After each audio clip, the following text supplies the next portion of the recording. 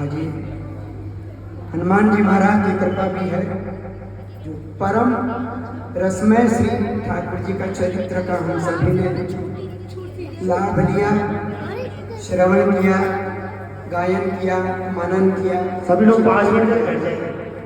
ये आचार्य चरण पाद का ये परम आशीर्वाद है, जो आज का ये भटका हुआ जो इंसान की प्रवृत्ति है, जो ऐसे संतों की कृपा से हमें सुंदर मार्गदर्शन देती है, सावचेत करती है हमारे जीवन को। हम अपने जीवन को किस रूप में ढालें, तो ये सब संत चरणारविंद की कृपा से ही संभव है। मैं निवेदन करूं तो आशीर्वचन आप हम सभी को।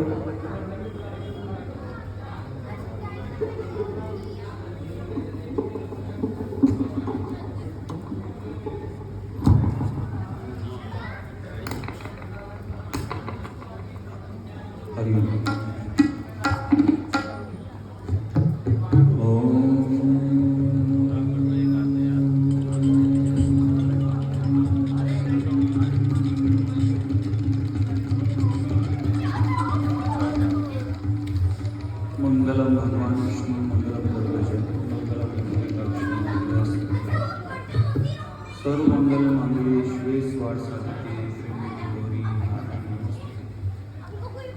आपदां हतारं दातारं सर्वसंपदां लोकाभिरामं श्री राम रामाय रामभद्राय रामचंद्राय वेदसे रघुनाथाय नाथाय सीताय पते नीलांब श्यामल कोमलांगन सीता समारोपितवां बालं पाणो महासाय के चारु चापं नमामि रामं रघुवंशं मनोजवं मारुतुल्य वेगं जितेन्द्रिय मुद्रिमतां वरिष्ठं वातात्मजं मानसं श्रीरामनाथं शरणं अतुलित बलधाम नमामि हेम शैलाब्जं नमामि दनुज बलकृशानं नमामि ज्ञाननायकं नमामि सकल मूर्धनं नमामि वारणं दिशं नमामि नित्यप्रिय भक्तं नमामि वासुदेवं। बोले श्री सीताराम जी महाराज की जय। श्री हनुमान जी महाराज की जय। श्री राधा गोविंदे भगवान की जय। तारकेश्वर नाथ की जय। जय जय श्री राधे, जय जय श्री राधे, जय जय श्री राधे। श्री राम जय राम, जय जय राम। श्री राम जय राम, जय जय राम। श्री राम जय राम, जय जय राम। श्री राम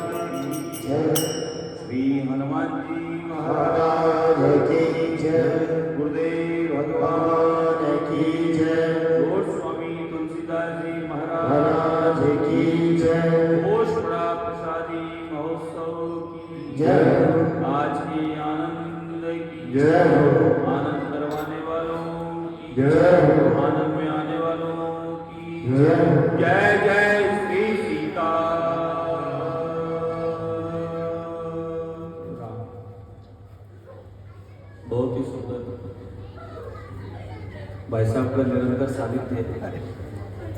कहीं ना कहीं ठाकुर जी के कीर्तन में मीनू सत्संग विवेचन हुई राम कृपा हनुमान जी महाराज के श्री चरणों में कलयुग के देवता चारों जो प्रताप तुम्हारा है प्रसिद्ध जगत जिया, जिनके चरण शरण में बैठकर हमें इस सत्संग का सौभाग्य मिलता है और बड़भागी हम सौभाग्यशाली हैं कि हमें सुंदर महंगा ये जीवन मिला है। और जिस जीवन को प्राप्त करने के लिए देवता ब्रह्मा जी को निवेदन करते हैं कि हमें मनुष्य जीवन दे दो प्रभु,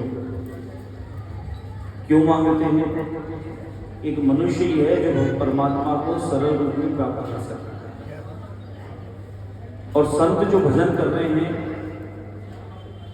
संत का तात्पर्य कोई किसी बाबा जी को नहीं समझे, बाबा जी तो कोई भी हो सकता है जिसके स्वभाव संत का हो, सरलता हो, सौम्यता हो, समर्पण हो और संपूर्ण समर्पण ठाकुर जी की भक्ति की प्रीति से, वह संत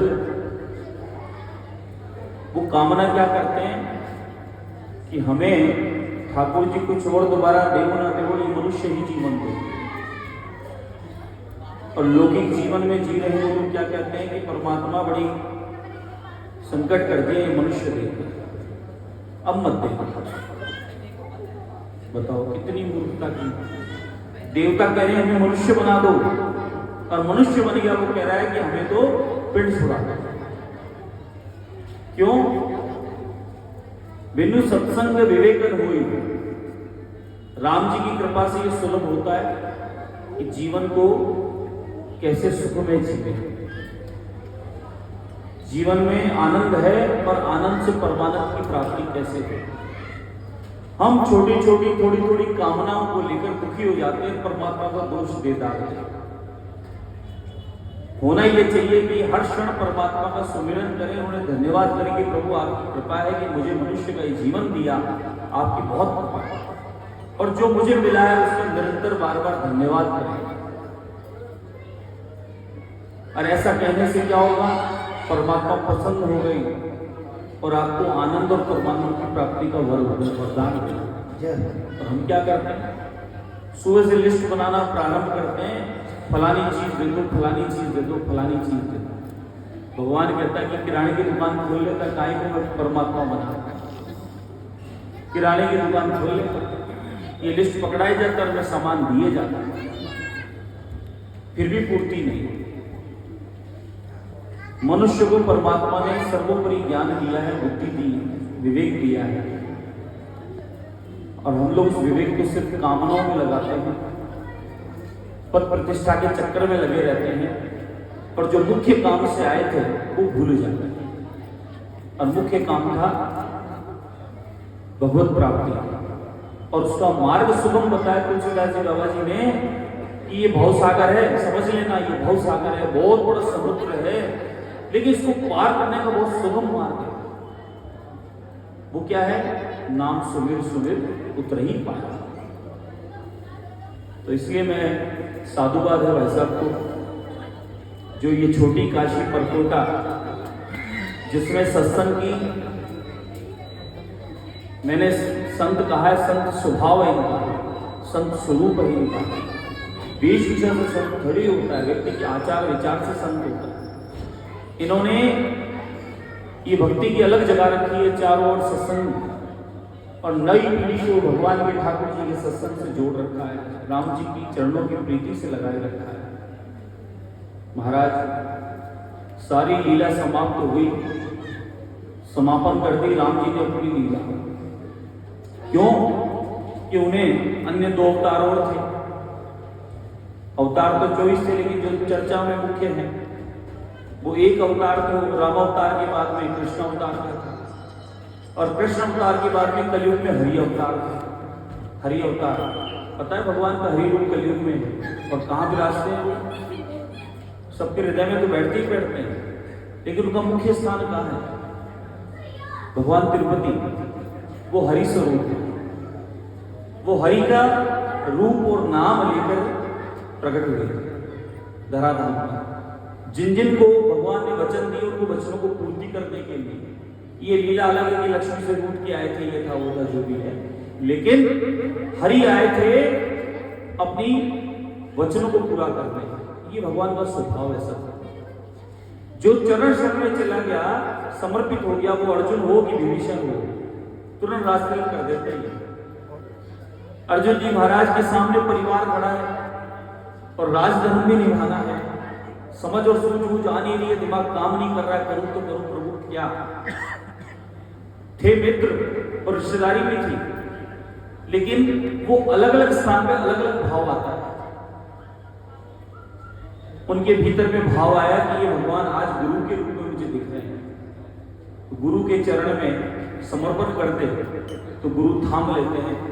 उन्होंने समर्पण किया, दोनों हाथ पकड़े खड़ा किया, और भगवान ने गीता के रूप में उपदेश दिया। और वही अर्जुन जी महाराज हनुमान जी महाराज को आमंत्रण दिए, और हनुमान जी ध्वज में विराजे, और अर्जुन जी महाराज युद्ध पर विजय प्राप्त किया। तो महाराज हमारा आपका स्वभाव जो कलयुग में जीवन मिला है, तो उसमें जो ये संतों की वाणी है, ये शास्त्र जो कह रहे हैं, उनको अपने जीवन में उतार कर और सत्संग से जुड़ जाएं। बाकी तो संकट तो सबके जीवन में है और रहेगा। लौकिक जीवन में जो आया ना उसको तो संकट भोगना पड़ेगा। आप ये सोच लो कि संकट खत्म, हाँ संकट खत्म हो सकता है, संकट मोचन के शरण में चले जाओ तो। कलयुग के देवता है ना, सारी लीला समाप्त हो गई राम जी की, और राम जी की लीला समापन होने पर सबको कुछ कुछ वर आशीर्वाद दिया जा रहा है। मां जानकी जी ने हनुमान जी को आशीर्वाद दिया कि हनुमान अब सारी लीला समाप्त हुई, अब चले। तो बोले चले तो सही, लेकिन ये बताओ भगवान साकेत लोक में राम जी का नाम, चर्चा, कथा, सत्संग ये सब चलेगा क्या? बोले ये तो कलयुग में चलेगा। तो एक काम करो, मुझे तो आशीर्वाद दे दो, मैं कलयुग में आपका भजन कीर्तन सत्संग और इससे अपना काम चलाऊंगा, और आपकी कीर्ति, आपका यश, आपका गुणगान सुनाऊंगा और सुनूंगा। कहाँ रहोगे? बोले भक्तों के सत्संग में रहूंगा, भक्तों के हृदय में रहूंगा। तो अनुमान ये कलयुग है, कलयुग में संकट बहुत भारी आएंगे, व्यक्ति भक्ति से हट जाएंगे, और हटने के बाद वो अपने मार्ग से भटक जाएंगे और उटपटांग काम में चले जाएंगे। तो माँ मैं क्या करूं? बोले तुम्हें एक आशीर्वाद देती हूँ, अष्ट सिद्धि नौ निधि के दाता, असवर दीन जानकी माता, श्रीपति, श्री ऐश्वर्य है, लक्ष्मी है, लोक और परलोक की मालकिन स्वामिनी है, सारे सुखों के देने वाली है। ये श्री कौन है? ये श्री माँ लक्ष्मी है, और लक्ष्मी जी ही माँ सीता है, माँ रुक्मणी है। तो महाराज लक्ष्मी जी ने हनुमान जी को वर दिया कि हनुमान तुम कलयुग में रहोगे, संकट भारी आएंगे, भक्ति इधर उधर भटक जाएंगे, गलत मार्ग में चले जाएंगे, तो तुम्हें ये वर देती हूँ। हनुमान जी बोले कि माँ मैं इनको कहाँ लिए घूमूंगा, इन सुख सुविधाओं को कहाँ लिए घूमूंगा, मैं बाबा जी आपने उड़ता फिर।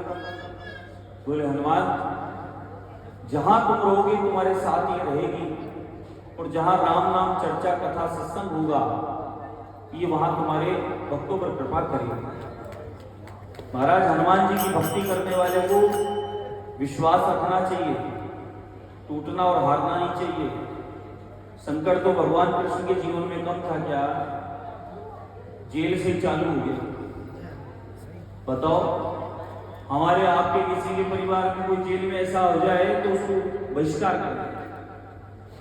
तुलसीदास जी बाबा जी के माता पिता उनके जन्म के बाद धाम पधार गए, रिश्तेदारों ने अपनाया नहीं, लेकिन भगवान भोलेनाथ की शरण में गए। भोलेनाथ ने राम जी का नाम कीर्तन का उन्हें मार्ग बताया, और आज तुलसीदास जी सबके मुख में, कीर्तन में, नाम में, वाणी में, स्मरण में हरदम बाबा गोस्वामी तुलसीदास जी रहते हैं। ये भक्त को भगवान थाम लेते हैं। अर्जुन जी महाराज समर्पण किए, भगवान गोविंद ने हनुमान जी का मार्ग बताया, हनुमान जी ने विजय कराई। विभीषण जी राम नाम का जप करते थे लंका में, रावण ने निकाल दिया, उसी राम नाम के जप से राम जी ने अपने चरणों में जब गिरे तो भगवान ने उठाया और रास तिलक करके कहा कि जय लंकेश। महाराज बहुत दयालु है, करुणा के सागर है, दया निधान है, इनके स्वभाव है, और इन्होंने कलयुग में हनुमान जी को अपॉइंट किया हुआ है। चारों युग प्रताप तुम्हारा है, परिसिद्धि जगत उजियारा। इस चारों युग में चौथे युग के मालिक हनुमान जी हैं, और ये 14 भुवन हैं, 7 धरती से नीचे, 7 धरती से ऊपर, ये 14 भुवन के मालिक भी हनुमान जी हैं। ऐसे कलयुग के देवता हनुमान जी हैं। संकट कितना भी आए, गोस्वामी जी ने सारे संकटों की एक एक दवाई बनाई। कौन सा संकट मुझ गरीब को जो तुमसे नहीं जाकर डारो बेकी हो, हनुमान महाप्रभु जो कुछ संकट हुए हमारे कर लो संकट मोचन, शत्रु का भय कर लो बजरंग मान। और भक्ति चाहिए हो, यश चाहिए हो, कीर्ति चाहिए हो, राम जी की प्रसन्नता और कृपा चाहिए हो तो कर लो हनुमान चालीसा। महाराज इतने सरल रूप में हमें भगवान को सुमिरन करने का, भव सागर पार करने का, और कलयुग में सारे संकटों को समाप्त करने का औषधि दिया है हनुमान जी महाराज का। इसलिए अपनी भक्ति की उन्नति करो, और संकट पे अपने आप को केंद्रित न करके अपने भगवान पर, अपनी भक्ति पर अपने मन को, चित्त को केंद्रित करो। फिर देखो आपकी भक्ति की उन्नति होगी तो संकट स्वतः ही आजू बाजू से चलते नजर आएंगे। हनुमान जी महाराज इस कलयुग के देवता जिनके शरण में बैठकर हम लोग गोषवाड़ा आज उत्सव में सत्संग का आनंद लिए हैं। भगवान के कई तरह के प्रसाद होते हैं, कई तरह के सत्संग होते हैं। साहब आप हमें भजन कीर्तन के माध्यम से भगवान का नाम सुमिरन करा रहे थे। हमारे आजू बाजू में जितने भी भीतर के ऊपर में पाप थे उनको हटा रहे थे। और ये प्रसाद भी वही काम करता है। प्रसादम प्रभु साक्षात दर्शनम, ये कई जन्मों की भूख समाप्त करता है, कई जन्मों की। वो पार्टी में जी मामा 56 प्रकार का आइटम आपके तृप्ति नहीं कर सकता, लेकिन भगवान का प्रसाद एक कण में लिया और कई जन्मों को तृप्त कर सकता है। इसलिए और मैं आपको कहकर ठाकुर जी के दर्शन करा रहा हूं। भक्ति की जाती है भाव से, व्यापार किया जाता है बुद्धि से। भक्त समर्पण भाव से और भोला बनकर और बिल्कुल ठाकुर जी की शरणागति लेकर भक्ति करे, इस पर कृपा जल्दी होती है। वहां अपना विवेक, अपना दिमाग न लगाए, कोई क्या कह रहा है, क्या सुन रहा है ना, वहां तो भाव से भक्ति करे और व्यापार करे बुद्धि से। तो जब भी सत्संग में बैठे भावपूर्ण बैठे, भगवान का भजन कीर्तन में समर्पण भाव रखें, तो देखिए आपकी भक्ति की उन्नति होगी, तो संकटों का विनाश होगा। क्योंकि हम संकट मोचन की शरण में है। हनुमान जी महाराज ऐसे देवता हैं जिनको जिम्मेदारी यही दी है। और हनुमान जी की भक्ति करने वाला समृद्ध भी होता है, सभी प्रकार की समृद्धि हनुमान जी की भक्ति करने वाले को प्राप्त होती है। अलग अलग देवता के और देवता चक्र धरे हनुमत से ही सर्व सुख करे। लोग भटक रहे हैं, धन के लिए इसके पास जाएं, और कोई समस्या आ गई भैरू जी के चले जाएं, और कोई बात आ गई अगर वो नए देवता प्रकट है वहां चले जाएं ना। हनुमान चालीसा में संपूर्ण वेद पुराण उपनिषद शास्त्रों का गुण समूह एकत्र करके लिखा है। और हनुमान चालीसा में गुरुदेव ये कहा करते हैं कि हनुमान चालीसा में भीतर में बहुत सारे बीज मंत्र छुपे हैं, बहुत सारी चाबियां हैं। वो सिर्फ भावपूर्ण हनुमान चालीसा करे, हनुमान जी खोलते जाते हैं, सारे काम सिद्ध हो जाते हैं। महाराज अपनी भक्ति की उन्नति करें, अपने सत्संग को बढ़ाएं, आजू बाजू की समस्या पे ठाकुर जी पर छोड़ दें। जब हनुमान जी महाराज ने बड़े बड़े देवताओं की सहाय की, तो आपके और हमारे ऊपर तो हनुमान जी की कृपा होगी होगी, क्योंकि कलयुग के देवताओं के स्वरूप में ठाकुर जी ने उन्हें जिम्मेदारी दी है। आप सबका मंगल हो, और इसी प्रकार से मैं निरंतर भगवान की भक्ति और सत्संग करते रहे। आज मुझे भी आने का अवसर मिला, थोड़ा विलंब से आया क्योंकि डीडवाना था एक धार्मिक आयोजन में, तो लेट होने से मैं क्षमा चाहता हूँ। आप सबका मंगल हो।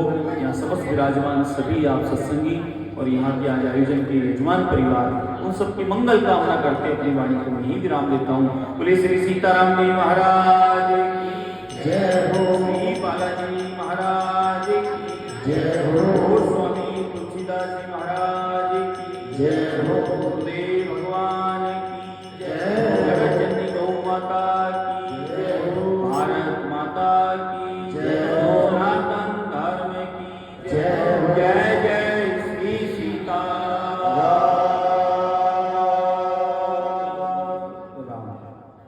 हो जाए सबके पूरे काम। जय सीता।